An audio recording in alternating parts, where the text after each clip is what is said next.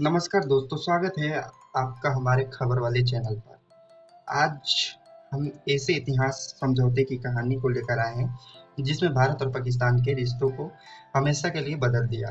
जी, हम बात कर रहे हैं शिमला समझौते की। तो चलिए, शिमला समझौता 1971 पूरा भारतीय उपमहाद्वीप उथल-पुथल में था। पूर्वी पाकिस्तान में लंबे समय से राजनीतिक असंतोष और दमन का माहौल था। बंगाली जनता अपने अधिकारों के लिए आवाज रहते उठा रहे थे, लेकिन पाकिस्तान सरकार ने आंदोलन को कुचलने के लिए सेना भेज दी। इस हिंसा के चलते लगभग 1 करोड़ शरणार्थी भारत के सीमा पर आ गए। भारत पर मानवीय दबाव बढ़ा।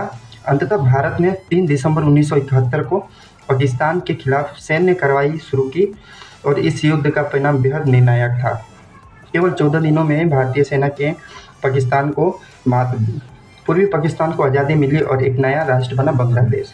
अतः युद्ध अंत में भारत ने पाकिस्तान को 90,000 सैनिक से अधिक को बंदी बना लिया गया। यह विश्व में सबसे बड़ी सैन्य हारों में से एक है। अब युद्ध भी समाप्त हो चुका था, लेकिन इस शांति बहाल करना बहुत ज़रूरी था।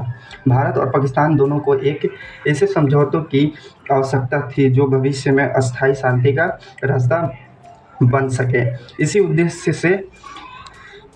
उद्देश्य से भारत के प्रधानमंत्री इंदिरा गांधी और पाकिस्तान के नवनिर्वाचित प्रधानमंत्री जुल्फ़िकार अली भुट्टो ने शिमला में मिले और 28 जून 1972 को दोनों नेताओं के बीच शिमला में वार्ता शुरू हुई।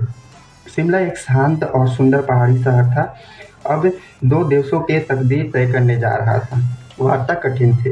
भारत चाहता था कि पाकिस्तान कश्मीर मुद्दे को हमेशा के लिए द्विपक्षीय मान और शांति के प्रति सच्ची प्रतिबद्धता दिखाए। पाकिस्तान चाहता था कि उसके बंदी सैनिक वापस लौटे और उसे अंतर्राष्ट्रीय स्तर पर असम्मान की से बचे। 4 दिनों तक के बातचीत चली और कई बार तनाव बढ़ा। कई बार वार्ता टूटने के कगार पर आ गई, लेकिन आखिरकार 2 जुलाई 1972 को दोनों नेताओं के शिमला समझौते पर हस्ताक्षर हो गए। शिमला समझौते के मुख्य बातें। चलिए अब जानते हैं कि इस समझौते में क्या क्या तय हुआ था। पहला, द्विपक्षीय समाधान का वादा। भारत और पाकिस्तान ने यह सहमति दी कि वो अपने सभी विवाद आपसी बातचीत और शांतिपूर्व तरीकों से ही सुलझाएगा। दूसरी बात, बल प्रयोग से परहेज करेगा। दोनों देशों ने संकल्प लिया कि वो एक दूसरे के खिलाफ बल प्रयोग नहीं करेंगे। तीसरा, नियंत्रण रेखा एलओसी की स्थापना। कश्मीर में संघर्ष रेखा को लाइन ऑफ कंट्रोल एलओसी के रूप में चिन्हित किया गया। यह रेखा यथास्थिति को दर्शाते थी, लेकिन इसे किसी ने पक्ष में अंतर्राष्ट्रीय सीमा नहीं माना। चौथा, युद्ध बंदियों की वापसी। भारत ने पाकिस्तान के युद्ध बंदियों को रिहा करने पर असहमति जताई। इसके साथ ही पाकिस्तान ने बांग्लादेश की स्वतंत्रता के धीरे धीरे स्वीकार करना शुरू किया। पांचवा, कूटनीतिक संबंधों की बहाली। दोनों देशों ने एक दूसरे से राजनीतिक रिश्ते बहाल करने का वादा किया। और शिमला समझौते का महत्व क्या था। भारत के कूटनीतिक जीत। भारत ने युद्ध में शांति का रास्ता चुना और पाकिस्तान को द्विपक्षीय के सिद्धांत पर राजी किया गया।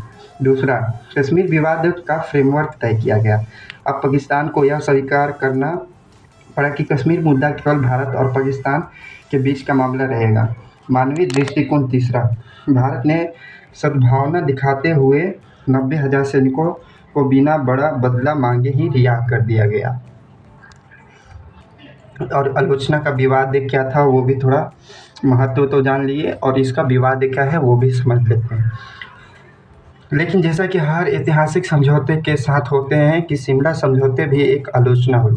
पहला पॉइंट क्या था। कई विशेषज्ञों ने कहा कि भारत ने अपनी विजयी स्थिति का पूरा फायदा नहीं उठाया। दूसरा पॉइंट, कुछ का मानना था कि भारत को युद्ध बंदियों के बदले पाकिस्तान से कश्मीर से ठोस समाधान लेना चाहिए था। तीसरा पॉइंट, इसके अलावा बाद में पाकिस्तान के कई बार कश्मीर मुद्दे को अंतर्राष्ट्रीय मंचों पर उठाया, जो शिमला समझौते के भावना के खिलाफ था। तो दोस्तों, समझौते एक केवल दस्तावेज नहीं था बल्कि युद्ध के बाद शांति की ओर बढ़ने का एक साहसिक प्रयास था। यह हमें सिखाता है कि राजनीतिक धैर्य, कूटनीति और शांति की इच्छा कितनी जरूरी होती है। आज भी इस समझौते के खिलाफ सिद्धांत हमें प्रेरित करते हैं कि संवाद का रास्ता कभी भी बंद नहीं होना चाहिए। तो अगर आपको यह वीडियो जानकारीपूर्ण लगा हो तो लाइक करें, शेयर करें और हमारे चैनल को सब्सक्राइब करना ना भूलें। आपको सुझाव और कमेंट का हमें इंतज़ार रहेगा। धन्यवाद। मिलते हैं नेक्स्ट वीडियो में।